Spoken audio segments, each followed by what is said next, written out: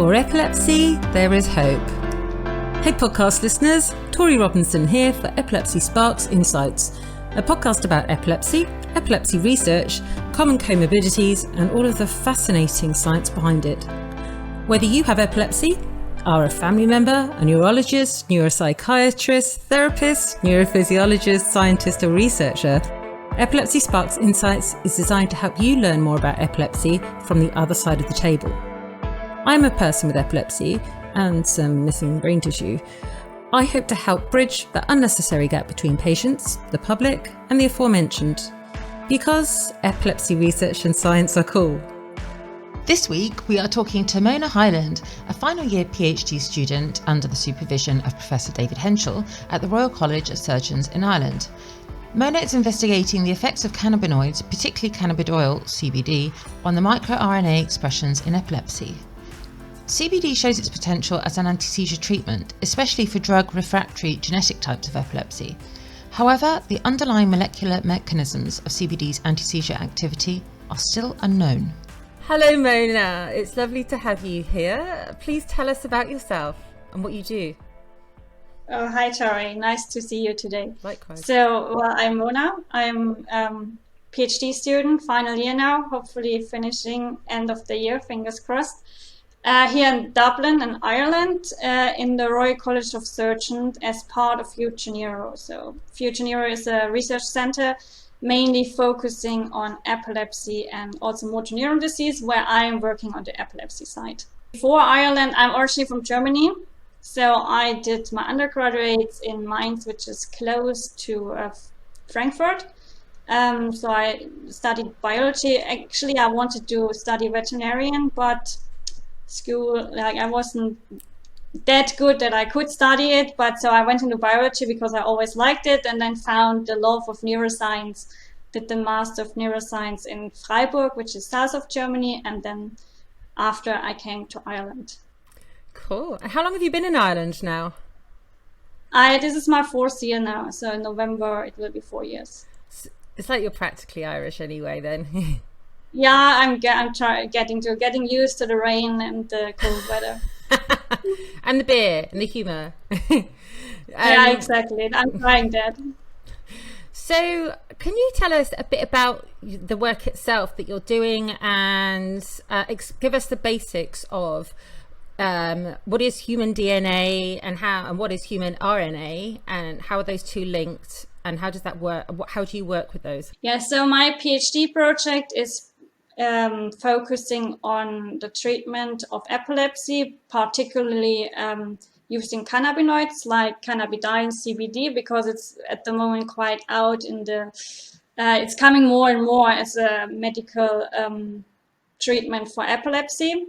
And obviously, it's not yet fully understood why CBD is working in epilepsy. And I'm trying to understand a little bit what could be an underlying mechanism. And there, I'm targeting mostly microRNAs. So obviously, what are microRNAs? So we start with the DNA. So obviously, DNA, this is our genetic information. So this is where all the genes are stored and gives the information how we are looking, if you have blue hair, blue eyes, brown hair, or whatever. And obviously, this gets then translated into RNA, and RNA has the information about all the proteins. So it forms our cells, it forms everything in our body. So this is where the DNA gets copied into RNA, and RNA makes it the protein. But obviously, this needs to be regulated somehow, not that we get massive amount of protein, which would be also not too good. It needs to be in a balance, and their microRNAs come in because what they can do, they can basically bind on the RNA and block the expression of protein. It's basically like a regulatory process. So basically, you put a stop into something, and then something doesn't get processed. And this is a good way to it's everywhere in our body, and it works just that everything is keeping a nice balance. The problem is if it's not working properly, it can lead to diseases, and this is also the case in epilepsy. So some microRNAs are upregulated or downregulated. That means, for example, if one microRNA exists a lot. It blocks proteins. That means, for example, we have less channels in the neurons or whatever, and this can lead to a dysfunction of the neuronal signaling. Is it only at the moment the genetic epilepsies you're looking into regarding these treatments, or is it the whole shebang, all the types of epilepsies? No, I'm looking into also acquired epilepsies like temporal lobe epilepsy, and also genetic epilepsies, mostly childhood epilepsies. Yeah. So what is a day in the life of you, Mona? What is there such a thing? And I guess things are different during lockdown, but you know, when people think of an epilepsy researcher or a scientist, it's like, well, darling, you must have on a nice swift white coat and, you know, and thick rimmed glasses like mine. And, you know, what is it really like? What do you do? So every day is kind of different. So I'm obviously most of the time I'm in the lab, having my nice white coat on. But obviously there are different parts of my work. So I'm doing the normal we call it wet lab stuff. This is everything molecular, where I do a lot of this pipetting, where you just pipette liquids back and forth, and then you put it in a machine, and your machine gives you nice numbers, and then it gives you results. But on the other hand, obviously, when you work with treatments or whatever, they need to be tested before. So at the moment, I'm started also brain slice electrophysiology, where we can record basically activity from actual brain tissue, which is possible from animals and also humans, which is kind of exciting that you also could do from epileptic human brains. I'm not yet, I'm very early in this stage. And then obviously I have the preclinical work where we look into animal models and test different parameters there. I wish they'd used some of my brain, like when I had my surgery. I wish they could have taken out, because I saw that skank in my MRI. Even it was like so rank, I could see like this little bit sticking out. Well, not sticking out, but it was just like flipping obvious, even to the untrained eye. And I wish that I could have donated that somehow but I think it's last minute surgery. So what's going to happen like over the next 6-12 months in your research? Because I think really important for, well, I was going to say for the general public, but even, you know, clinicians and even other academics, like what does the next 6-12 months hold in terms of your research, so we can manage expectations here, and what does the next 5 years hold? Yeah, so obviously for me, directly the next few months we'll be writing up all the nice results I got from my PhD project and hopefully get some publications out of it. Over the future, obviously my hope is that there is a better understanding how cannabinoids or particular CBD at the moment is working, because obviously I tell you the problem, which when you work on microRNAs and you work on cannabinoids, you have two big networks and you try to find in this big network a connection. And obviously it's like you have two different streets coming together, you know, on two networks of streets, and you try to find a common route from one point to the other. And it's really messy, but this is kind of also the exciting thing of it, because it's like detective work a little bit to find, you know, where could be connections. You cannot explore everything, it's not possible, but that gives you for the future also possibilities to maybe look into other aspects. And then you need to investigate this thing. It's not like a straightforward thing, yeah, I do this and I do this. You can be creative and imagine things and try out. This is nice. So I hope maybe we get a better understanding how CBD is working, to also, I think research in cannabis research in cannabis knowledge need to continue a little bit, because I think it's still a lot to explore there, and also for the public to know that it's not only the bad things we know about it, there are also benefits about it. And especially because there's a lot of people who benefit medical from it, and how we can use what we found in the lab for also patients. this is not an excuse to have a spliff, and not that I'm saying what one shouldn't, but just like this is medical cannabis is very, very different from, say, weed or something like that.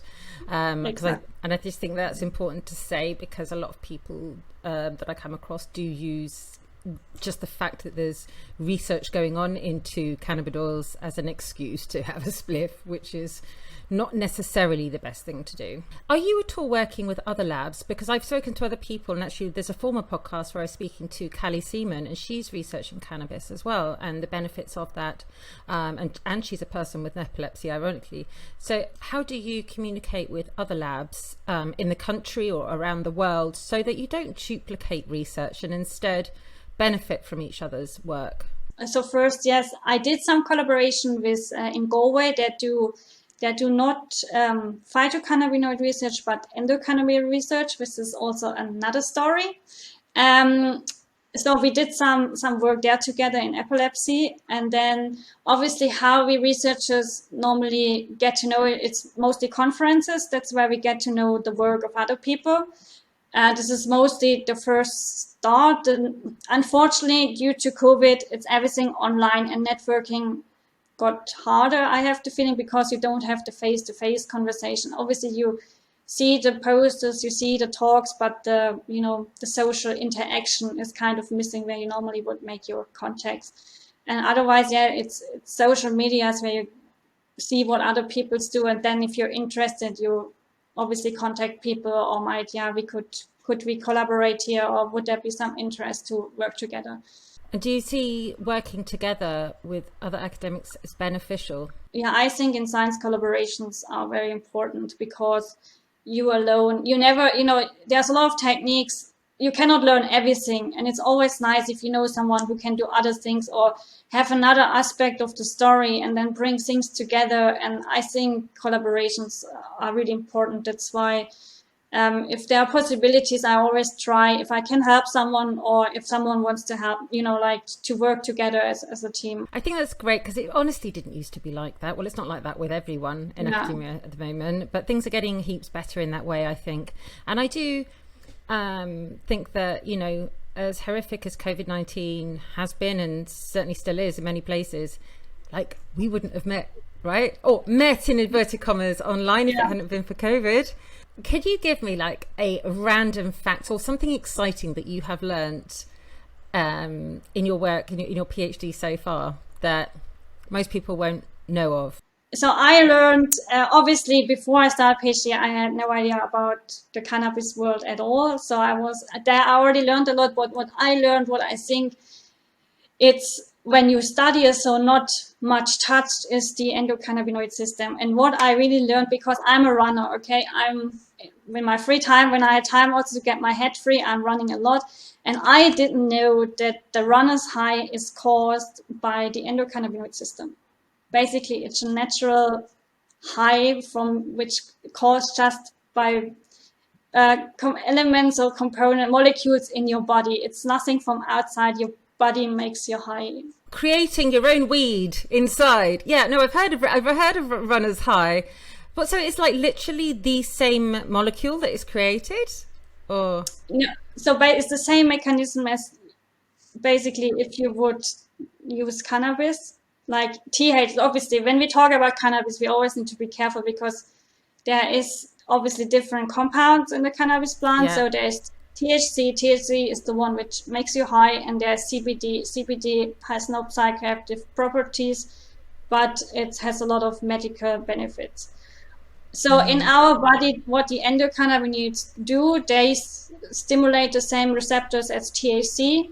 So they make you relaxed, feel you very happy, and causing like a high feeling. And so they should, though, because the pain you feel, like, oh, not that I'm a runner, well, evidently the way that I'm talking, but yeah, the pain that you can feel after exercise, maybe that's why we have those lovely chemicals. So most obviously you need to run very long distances, like it's mostly the long distance runners, they have a runner's high, like marathon or ultra marathon people, because obviously I think at one point they reach a level where the body is in a lot of stress because also of the pain and so on. So just that it's not that bad and that you still feel good, probably you get this runner's high that you think, well, that's amazing, I still continue. I just found it very interesting that it's not that we have a system in ourselves which is made for basically has a purpose already, and that there's a plant which can interact with it. That was something I learned during my, like, obviously I learned a lot of other things, but this is one of the... And you know what, that's a great thing about science and about epilepsy research in general. We find out so many things that do not relate just to epilepsy. They can relate to other parts of a person's life, other diseases, and it's just pretty cool, I think. And obviously I learned a lot about epilepsy and what a variety is in this disease, that it's not only one condition, it's a lot of different things, and followed with even not only, let's say, seizures, there are also other comorbidities associated to it. And yeah, I mean, I just like neuroscience and fascinated by how complex our brain is. I confess, I was, I can't remember who I was meeting, but anyway, them and their gorgeous little baby. And I don't know, does this make me bad? But I was thinking, wow, imagine what's going on in that brain right now, the changes that are going on in a little baby's brain. And I know, and it reminded me of a time as well. I was reading an article written by a nurse, and she said she felt like a bit wrong, but every time she would see somebody with a good vein in their arm, she'd be like, yes, that is a good, you know, I could imagine, you know, taking blood from that vein. Anyway, random. So this specific work that you're doing for your PhD, what is going to happen afterwards? Are you going to still be working in epilepsy research, do you think, or could you go off in another direction? I'll probably stay for the moment in epilepsy research. I learned so much about it at the last few years, and I think I still want to explore more, obviously. For us, it's always, we researchers, obviously, everyone thinks we are just in the lab and trying to discover new things. But I think if you work on a disease, you work towards also the patients, because, for what or for whom you're, like, you don't only work for yourself. Yeah. There are a lot of patients who could maybe, hopefully, at one point benefit from it. Obviously, it takes always a long time until things advance, but I think always a small step is already something. But I mean, for the broad future, what comes, I don't say my rest of my life I want to dedicate for epilepsy. If there's something else comes up, I just brain neuroscience related, everything, I think is kind of fascinating. I worked on Alzheimer's before, was also interesting, so I will see what the future brings. Something that keeps me going when I've got these brain issues is the work that you and your colleagues are doing, and seeing the relation between all these different illnesses or positive things like the runner's high. Mm-hmm. It's just like never ending, and I can't see, and maybe this is my own ignorance, but just see an end of interhuman brain, well, actually animal brain research, because it's just, I mean, like the number of neural connections in the average human brain is greater than the number of identified stars in the universe, or something like that, right? So, and that is pretty cool. No, I say always it's fascinating that we try to understand our brain with our own brain, because obviously we need to use our brain to understand what's inside. And this is always, on one hand, it's a paradox, because how do you want to understand something? But it's kind of has also beauty on the other side, like fascination. Yeah, and it's like our inner child as well. I was saying this in another talk with somebody else. I really think it is so important to embrace your inquisitive nature that we naturally have as humans, asking why. It doesn't have to be annoying. I think of parents that do get a bit frustrated sometimes when, like, my little neighbour's 3, so cute, and he goes, yeah, but why? And actually, I'm not quite sure. Okay, I'll look into it. Or like, we were playing with an aircraft, or actually it was a spacecraft, and I said, no, dude, it has to go vertically up. But he said used to normal planes going within Earth's atmosphere, and he goes, yeah, but why? I'm like, well, I'll come back to you to explain that one. But it's a good thing, and we shouldn't stop children of any age, I think, from having that inquisitive nature, because it's that keeps you going, right? And keeps scientists in all areas of the field going, because we just want to understand more, and that benefits us as long as we have people like you communicating with us laymen's and telling us what you do and giving us realistic hope. That means so much. Yeah, we are trying our best to do our work. It's not always easy, because obviously in science there's always ups and downs. It's not every day like it's a nice result. We found something. Yeah, there are also some, let's say, ups and downs with everything, because obviously sometimes things just don't work as you want, but this is normal. I always say, this is science, this is how it goes. But then at one point there's always a reward, mostly coming with one nice result, and and then you're just happy and say, yeah, let's continue. And I honestly think, is it called negative results? I think those that should be renamed, because I just agree, like, no matter what the result is, it's a positive thing as long as it's taken into account, because it allows you to redirect your research. So you found out, okay, cross that one off, that is not the result that I thought I would get. Great, let's go round a corner and focus on something else, so hopefully we can achieve whatever we're trying to achieve, although that always changes as well. But I think it's great. If people want to find you anywhere and learn more about you and your work and your PhD and all that you're up to, where should they go? I'm on Twitter. That's my research social media site. And then obviously I'm on the Future Neuro website. There's mostly what I'm doing in my research. And then for the scientist people, I'm also on ResearchGate.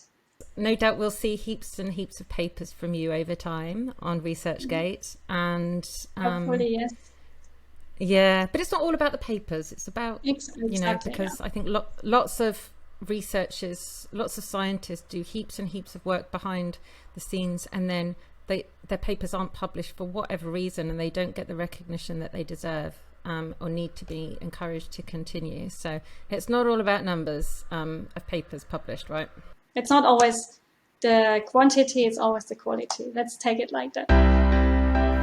Thanks to Mona Heiland for sharing just a bit about her studies and her life to date with us, giving patients, families and carers, actually GPs, nurses and other clinicians, and kind of the human population, hope for more effective seizure treatments through her PhD work. Next week, I shall be talking to Rohit Shankar, Professor in Neuropsychiatry with the University of Plymouth Medical School, Director of its Cornwall Intellectual Disability Equitable Research, or CIDR unit, and Consultant in Developmental Neuropsychiatry and Clinical Director at Cornwall Partnership, NHS Foundation Trust. Okay, there's more. And Chair of the Southwest Royal College of Psychiatrists. And we talk about how to care effectively for patients, their carers, families. We talk a bit about SUDEP, psychiatric comorbidities, and what we need to do to provide people affected with an improved quality of life. Follow me on Twitter, LinkedIn or Facebook, and we'd love to hear from you if you have any thoughts about today's show. Do subscribe to our podcast and know that we are always trying to improve what we are doing here for the programme. I'm Tori Robinson. Thanks for listening.